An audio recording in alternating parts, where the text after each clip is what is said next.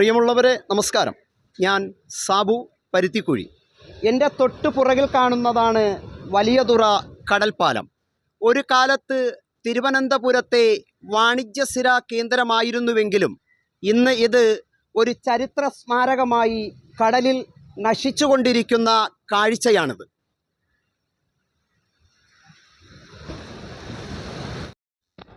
തിരുവനന്തപുരം വലിയതുറ കടൽപ്പാലത്തിന് ഒരുപാട് ചരിത്രമുണ്ട് പറയാം.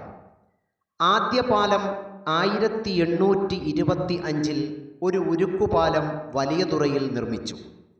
ഇത് ഒരു പ്രധാന വ്യാപാര കേന്ദ്രമായി വലിയതുറയെ മാറ്റി. കയറ്റിറക്കുമതിക്കായി കപ്പലുകൾ ഇവിടെ അടുത്തിരുന്നു. ഈ പാലത്തിലൂടെ ചരക്കുകൾ കൊണ്ടുപോകാനായി വേളിയിൽ നിന്ന് റെയിൽപാതയും സ്ഥാപിച്ചിരുന്നു. പാലം തകരുന്നു. 1947 നവംബർ 23 SS പണ്ഡിറ്റ് എന്ന ചരക്കു കപ്പൽ പാലത്തിലിടിച്ച് തകർന്നു. കപ്പൽ അടുക്കുന്നത് കാണാൻ നിരവധി ആളുകൾ പാലത്തിലുണ്ടായിരുന്നു. അപകടത്തിൽ 5 പേർ മരിക്കുകയും നിരവധി പേർക്ക് പരുക്കേൽക്കുകയും ചെയ്തു. ഈ ദുരന്തം വലിയതുറയിലെ ചരക്ക് ഗതാഗതം പൂർണ്ണമായി നിലയ്ക്കാൻ കാരണമായി. വ്യാപാര കച്ചവടങ്ങൾ കൊച്ചിയിലേക്ക് മാറ്റുകയും ചെയ്തു.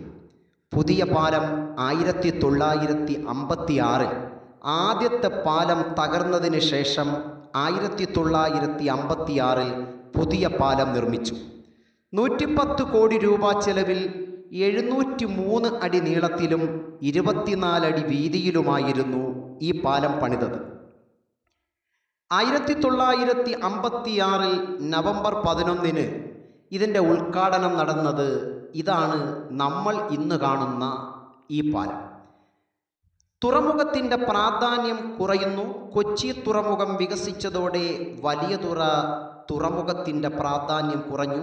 1979 ദക്ഷിണാഫ്രിക്കയിൽ നിന്ന് കശുവണ്ടി കയറ്റി വന്ന കപ്പലാണ് ഇവിടെ എത്തിയ അവസാന കപ്പൽ. അതിനുശേഷം തുറമുഖം ഉപയോഗശൂന്യമായി, നശിച്ചു പോകുന്നു. കഴിഞ്ഞ കുറച്ചു വർഷങ്ങളായി കടൽക്ഷോഭവും ചുഴലിക്കാറ്റുകളും കാരണം പാലത്തിന് വലിയ കേടുപാടുകൾ സംഭവിച്ചു. 2017 ഓക്കി ചുഴലിക്കാറ്റിലും 2021 ടൗക്കത്ത് ചുഴലിക്കാറ്റിലും പാലത്തിന് കേടുപാടുകൾ സംഭവിച്ചിരുന്നു. കടലാക്രമണം, ബലക്ഷയം സംഭവിച്ച പാലം 2024 ശക്തമായ തിരമാലകളെ തുടർന്ന് രണ്ടായി പിളർന്നു. സംരക്ഷണ പ്രവർത്തനങ്ങൾ പാലം നവീകരിച്ചൊരു ടൂറിസ്റ്റ് കേന്ദ്രമാക്കാൻ കേരളം മാരിടൈം ബോർഡ് ശ്രമങ്ങൾ നടത്തുന്നുണ്ട്. എന്നാൽ സാമ്പത്തിക പ്രതിസന്ധി, മറ്റു പ്രശ്നങ്ങളും കാരണം ഇത് പൂർത്തിയാക്കാൻ കഴിഞ്ഞില്ല. വലിയതുറ കടൽപ്പാലം ഒരു കാലത്ത് തിരുവനന്തപുരത്തിൻ്റെ വാണിജ്യ സ്ഥിരാകേന്ദ്രമായിരുന്നുവെങ്കിലും ഇന്നത് ചരിത്ര സ്മാരകമായി കടലിൽ നശിച്ചുകൊണ്ടിരിക്കുന്ന ഒരു കാഴ്ചയാണിത്.